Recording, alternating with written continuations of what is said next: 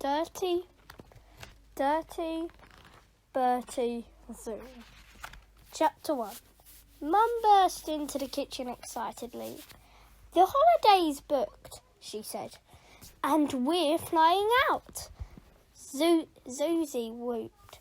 "Woohoo!" Dad groaned. Bertie almost fainted. Had he heard right? Was he dreaming? "Flying?" he said. "That's right," said Mum, looking happy with herself. On a plane?" "Of course on a plane. How else?" "Wahoo!" said Bertie. Bertie had never flown in his life, mainly because his parents didn't want him to. Loads of his friends had been on planes. Eugene said it was amazing. They showed films and brought you free drinks. Royston Rich claimed he'd been up in Dad's private jet, but Bertie had never been to an airport. Whenever they talked about flying, Dad was always trying to find an excuse. "Is Whiffer coming?" asked Bertie. "Dogs aren't allowed on the planes," said Dad and Mum synchronised. "Now, on the car ferry?" "Don't start," sighed Mum weakly. We agreed. "Where are we sitting? Can I sit next to the pilot?" asked Bertie. "No," said Dad firmly. "You sit where you're told." Bertie didn't think Dad sounded to be thrilled to be on a plane, but he still was. Wait till he told Darren and Tootin. "When do we go?" asked Bertie. In half term, that's 3 weeks," said Mum. Bertie's mouth gaped open. Silent, he trod away. That was ages, he thought. Bertie didn't even think he could wait that long. The furthest he would get is 5 minutes. "Yow!" he cried, taking off and zooming around the kitchen. "Meow!" He swooped down at supersonic speed, then tried him with his bow and skidded, pretending to be an aeroplane. "Yeah!" Bertie yelled. "Bertie!" yelled Dad. Bertie yelled as well. "Dad!" he yelled, holding on to Dad. Bertie scrambled to his feet. Honestly, some people were so touchy. Chapter 2. 3 weeks later, the great day finally dawned. Bertie was so excited he'd been dressing since 5 a.m. Whoa! It's been 3 whole weeks already, he thought. That was quick, even though he thought it would take longer. But it took shorter than usual. Then he only realised that the flight had to go earlier because a different flight was going to take off. At the exact same time in the exact same place.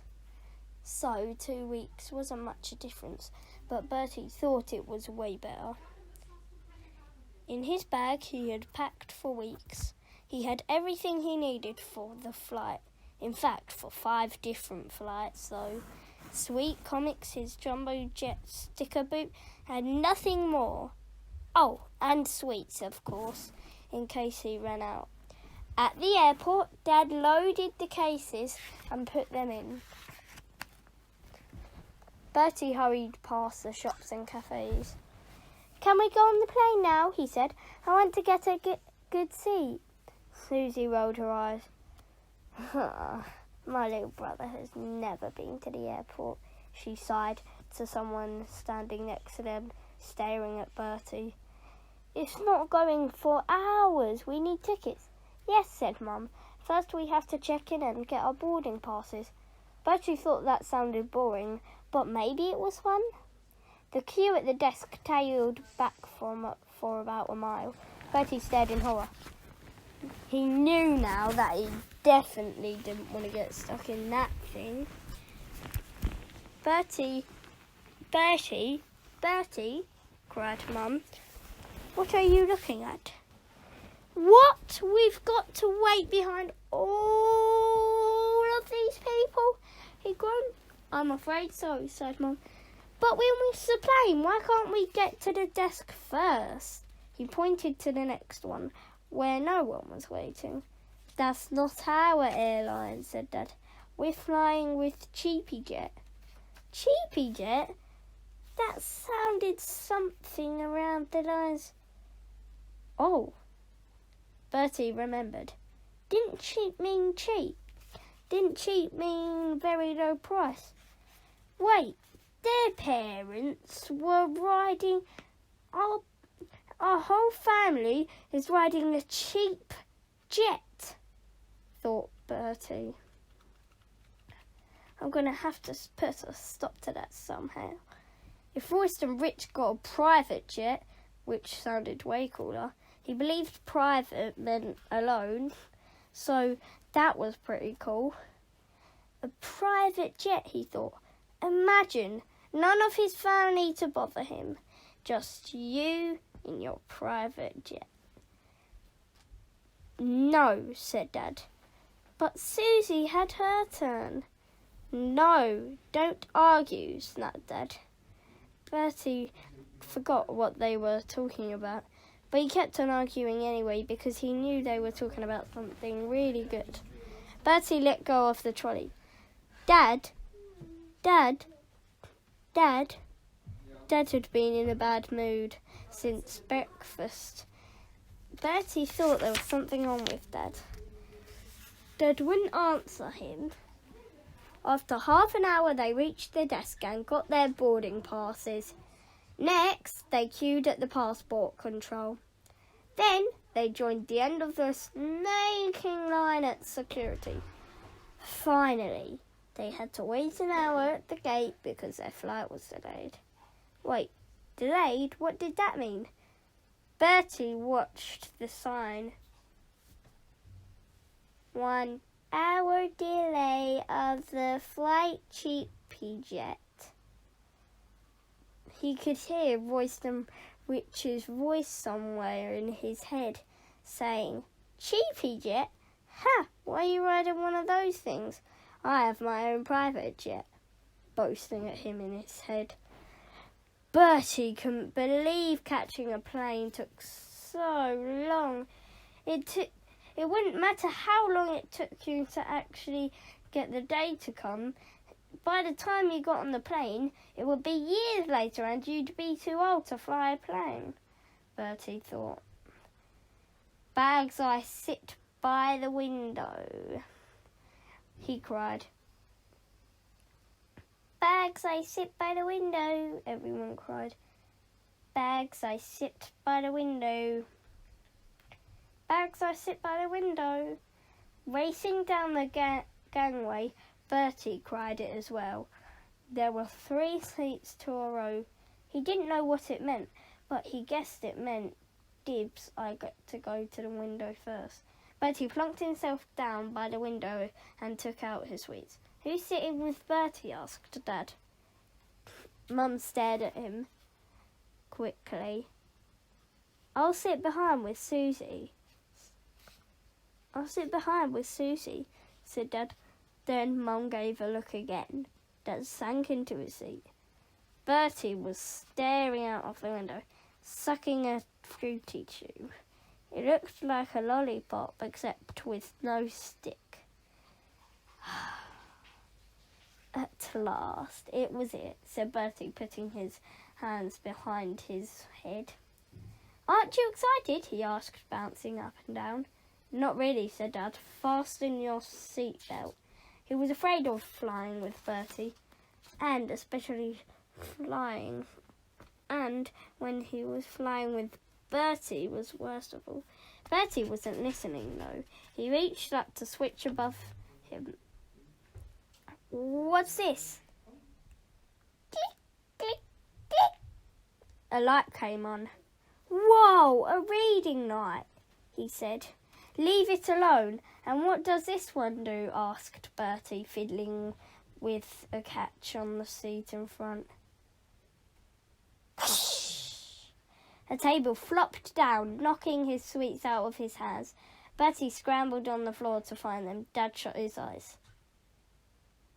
No, not 3 hours on the plane with a Bertie. Bertie, he didn't know if his nerves could stand it. He wasn't even sure if he would make it out alive. None of the other passengers seemed to want to sit next to them. Eventually, a tall elderly man sat down who had no idea whatsoever of where to sit. Eventually, a tall elderly man sat down. He had big pink ears and a grumpy expression.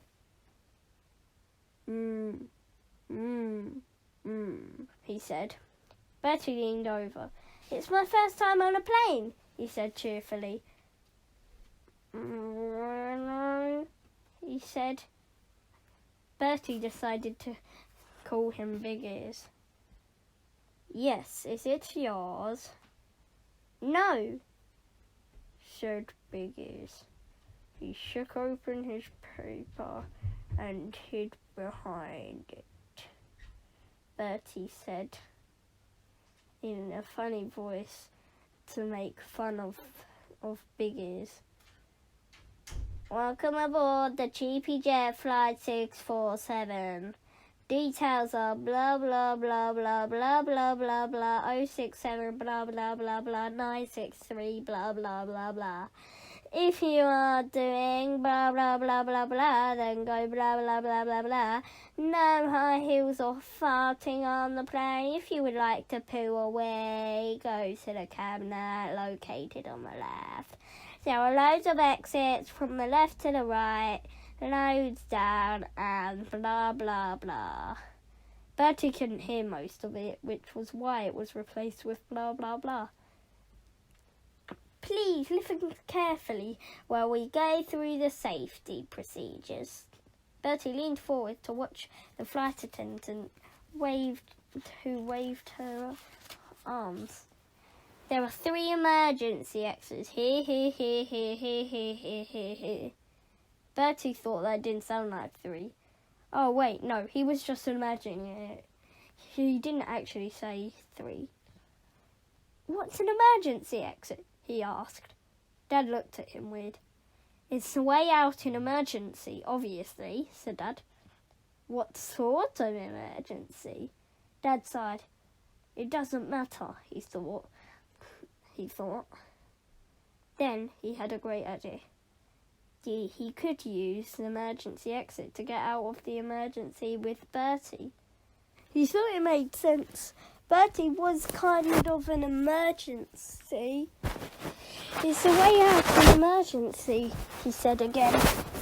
Bertie repeated, "A way out in emergency? Cool!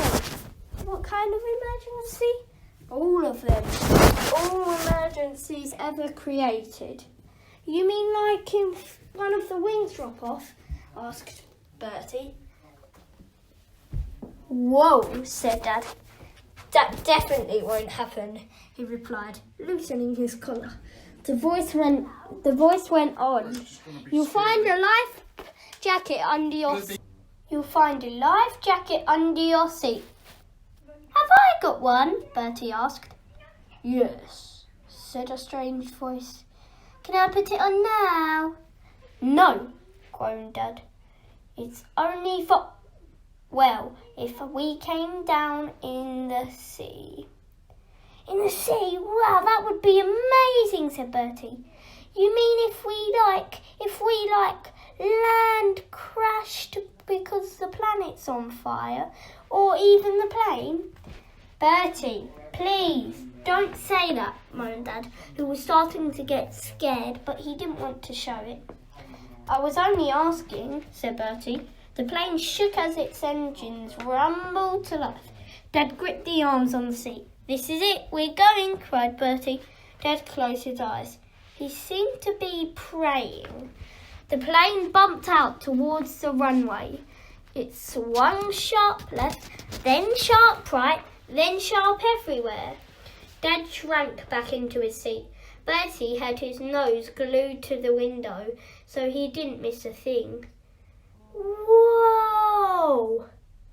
Woohoo! We're up!" he yelled. Look! You can see the airport and the cars. They're so tiny." Dad moaned. I don't want to look. Why not? Asked Bertie. Because I hate flying, okay? It makes me nervous. Bertie frowned. How could anyone hate flying? It was brilliant, even better than going on a roller coaster. Dad gave him a hard stare. Bertie then thought through it. Oh yeah, Dad was the only one who was scared of stuff that usually weren't scary, and all the stuff that he thought were funny that weren't actually funny, like eating cereal late at night and stuff. Chapter 3. Bertie stared longingly out at the vast blue sky. He wished he could fly into it. They'd been flying for ages now. Maybe he could fly into a cloud. Bertie had eaten all his sweets up. He was bored. A flight attendant came pushing the drinks trolley. Her name was, Bertie looked around. Oh, Tina, it said on her bed. Bertie nudged to Dad. Can I have some crisps? What? No. How about a Coke? No. You're not having any, whispered Dad. Read your comic. Bertie sighed. He had already read his comic and done his sticker book. It turned out they weren't even showing a film. Now, no wonder the airline was called Cheapy Jet. He found a button on his armrest, then he clicked it. He hadn't tried it yet. His seat flipped backwards. Awesome, he thought. Ow! Wailed Susie. Mum? Bertie, sighed Mum. It wasn't my fault, said Bertie. How was I to know it did that? Just sit still and leave things alone, said Mum. Bertie tilted his seat back up. It was no fun with Mum. He'd been sitting still for ages. His bottom ached. Oh. He poked Dad again. What now? Said Dad, removing his headphones. I need a toilet, whispered Bertie, even quieter. Dad sighed. It's at the front.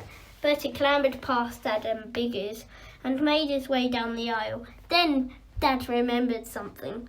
Oopsie, that was a bit of a bad idea. Who could trust Bertie going to the toilet on a plane in the front? He had to pass Tina, who was heading with the drinks trolley. Bertie eyed the bags of crisps hungrily. Can I help you? Asked Tina. I need the toilet, said Bertie. It's occupied at the moment. You can wait outside, said Tina. She disappeared behind a grey curtain with the trolley. Bertie stood tapping his feet. Whoever was in the toilet was taking ages. He wondered what happened when you flushed blue on the plane. Did everything shoot out into the sky? That would be cool. Flying poo. Flying poo. Flying through the city, he thought. Tina came out again and down he went. Down, down, down she went the aisle, with the trolley as well. Bertie stared at the curtain. Maybe that was where the drinks and snacks were kept, that nobody wanted. It seems a pity to waste them. No one was about it, so he had to slip through the curtain. He found himself looking at a wall of metal cases. Bertie tried to open one, but it wouldn't budge. Then he spotted something else. A panel of switches and buttons on the wall.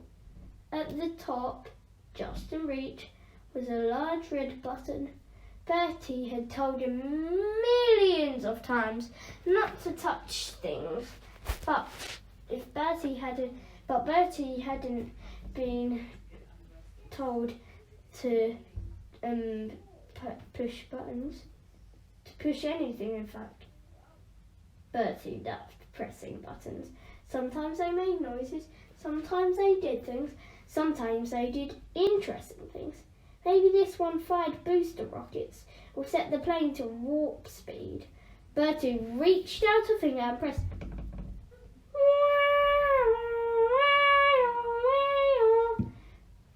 Oopsie, a red light began to flash. Boom, boom, boom. Bertie ducked under the curtain just as Tina came hurrying to the gangway. "I'm sorry, you'll have to return to your seat," she said. "But I still need the toilet," said Bertie. "The seatbelt sign is on. Everyone must take their seats," said Tina firmly. Bertie headed back with the alarm ringing in his ears. People were looking round. This was not good. What if they found out it was him who set off the alarm? Oh no, he would be arrested. He just had to relax until it was over. Or even thrown out of the emergency exit and he'd had to skydive. Wait, that sounded cool. Chapter 4. Bertie sank back into his seat. "What's going on?" asked Dad, shaking nervously. "I don't know," said Bertie. "I just went to the toilet." Dad clutched the arm off his seat. "What's that alarm? Is there something wrong?" he worried. "It's probably just a mistake," said Bertie. "A fire alarm or something, or a drill." "A fire alarm?" cried Dad. "Did you say fire?" shouted Big Ears. Bertie wished he'd never mentioned it. "I didn't say there was," he began. But it was too late. The rumour was spreading from one row to the next. "The fire where?" "I don't know. Someone said they smelled smoke. It's one of the engines." "Good grief. Are we going to be all right?" Dad had gone white. He was breathing heavily. Big Ears was arguing loudly with the man in front. A baby started wailing. "Fire, fire," it cried. Bertie sunk down in his seat. Help, he was going to be killed. Or even if there was a fire, he would be saved, but at the same time not. He would be saved mentally, but he would be physically not saved. "All I did was press one button," he thought. That didn't help at all though, he thought. He couldn't complain to himself. A voice on the tannoy rang out. "If I can have your attention, everyone say in the seats, there is no reason to panic." Meow, meow, meow. It was like skyrocketing attendants hurried to and fro, trying to calm everyone down. Meow, meow, meow. He could hear the engine in the background because it was so quiet now. Tina came past. "What's the alarm?" Big Ears demanded. "Nothing to worry about, sir," said Tina. "Are we on fire?" "No, of course not," said Tina. Whoop, whoop, whoop. The alarm suddenly stopped. The silence fell. It was broken by a new voice over the Captain Tannoy. "Captain Rogers is here. Awfully sorry about that. It seems someone has set off the alarm by mistake. No harm done. Please remain seated while the cabin crew come round and serve refreshments." Everyone breathed a huge sigh of relief. Big Ears went back to his paper, muttering to himself. Me, he could hear. Dad slumped back into his seat, exhausted. Bertie puffed out his cheeks. Tina appeared again, pushing the drinks trolley. "Any drink, tea, coffee, juice?" she said. "Tea," said Big Ears. "And maybe you can tell me exactly how this alarm went off?" "We don't know, sir," said Tina. "It could have been a passenger." "Where was it?" Tina pointed. "In the serving area past the toilet." Dad frowned. A worrying thought crossed his mind. Where was Bertie when the alarm went off? He turned to him. Wait, he remembered. He was in that area. "Did you have anything to do with this?" Me? Fire alarm, first time on a plane? I wouldn't want a bad impression." "Yes, you. Did you set off the alarm?" "No," stammered Bertie. "I never touched it." "Touched what?" said Dad. "You know, that thing, that red button." Dad narrowed his eyes. "How do you know it's a red button?" he said. Said Bertie. Nobody spoke much Bertie for the rest of the flight. Dad kept his headphones on. Na, na, na, na, na, na, na. It would play in his ears. Bertie thought it was terrible, so did Mum, but he didn't care. Mum had her nose in her book. Now and again, other passengers turned around to glare at Bertie's accent. Susie was always watching, in his ear shouting, "Always watching, always watching." Finally, Dad thought. Oh, thought Mum. Yay, thought Susie. Bertie frowned. It was already over. That felt like a couple of minutes. At last, the plane came to land. Dad grabbed their bags and they hurried off. At the bottom of the steps, a young man was waiting. He handed them a card. "Would you please fill in our Cheapy Jet survey?" he asked. "You could win a free flight for all the family." "What? A free flight?" said Dad, repeating. "Yes, a free flight. Would you like one?" "Fantastic," cried Bertie. Mum and Dad looked down at him. "No, thanks," said Dad, handing back the card. "We are never going on a plane again, since that happened anyway."